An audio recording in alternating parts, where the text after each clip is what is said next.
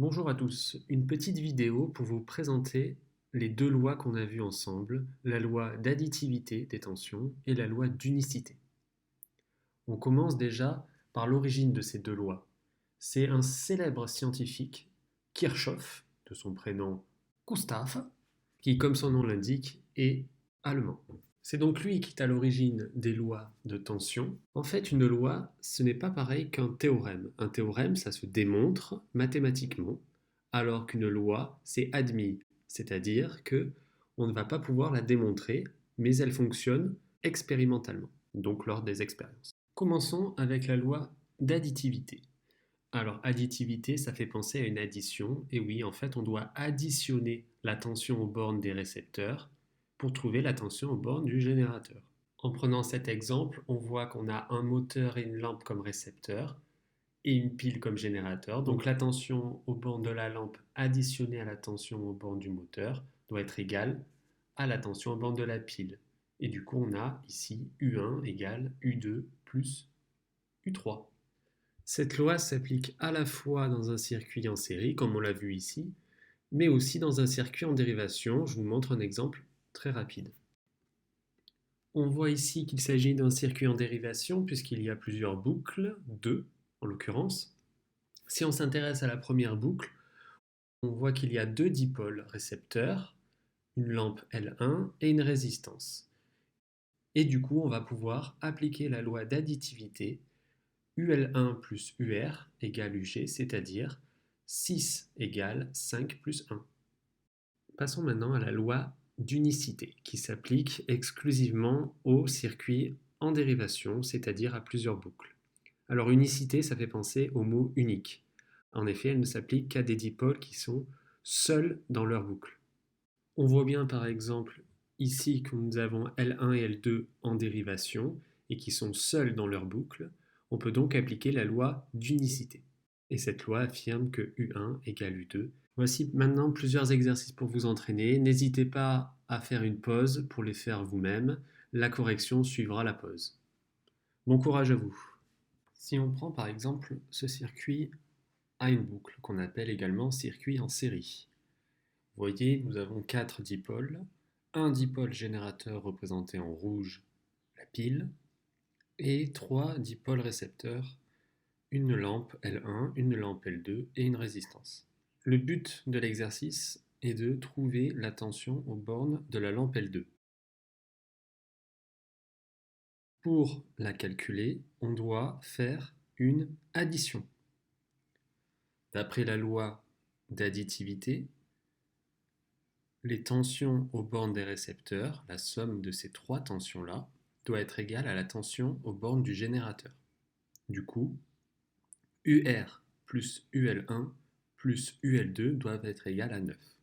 Comme on sait que 4 plus 3,5, ça fait 7,5, un calcul très simple, on trouve que UL2 égale 1,5 volts. Car 1,5 plus 4 plus 3,5, ça fait bien 9 volts. Nous avons maintenant un circuit en dérivation. Ce circuit en dérivation, à première vue, il comporte une, deux et trois boucles. Sauf que là, il y a un piège volontaire de ma part. C'est qu'on trouve en fait que deux boucles de courant. Pour en être persuadé, je vous conseille de mettre le sens du courant. Donc si on met le sens du courant, je vais le faire en rouge. Si vous regardez bien, ici ça ne pose pas problème, ici non plus. Par contre, ici vous voyez bien, le courant ne peut pas aller ici, puisque la diode bloque le courant. Du coup là je ne peux pas mettre de flèche. Du coup j'ai bien que deux boucles de courant. Ça signifie que si je vous demande de me dire à combien est la tension aux bornes de la diode, c'est très simple. Pas besoin de calcul, on sait que UD c'est égal à 0 volts, puisque le courant ne traverse pas la diode.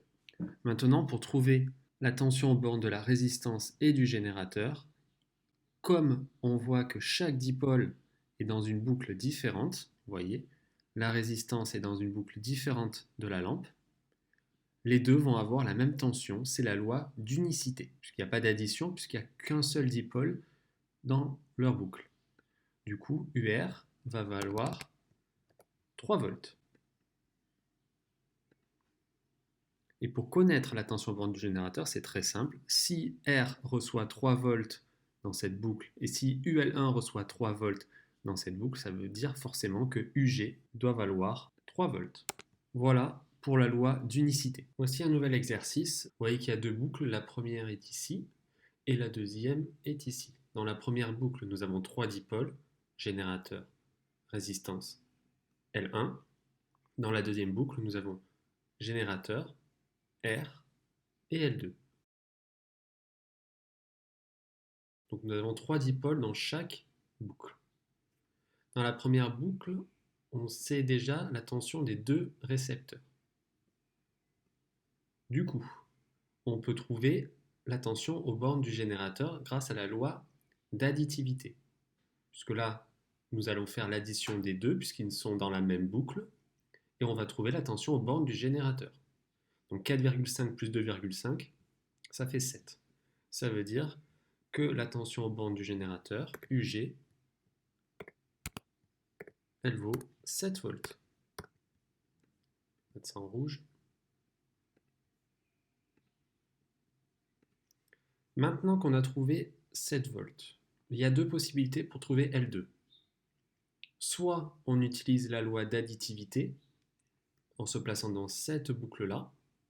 On sait que 2,5 plus la tension de borne de L2, ça devra faire 7 volts d'après la loi d'additivité. Ou alors on utilise la loi d'unicité. Comme L1 et L2 sont en dérivation, elles n'appartiennent pas à la même boucle, les deux, on peut utiliser la loi d'unicité et dire que UL2 vaut 4,5 volts, comme L1. Vous pouvez vérifier par le calcul, 2,5 plus 4,5, ça fera bien 7 volts.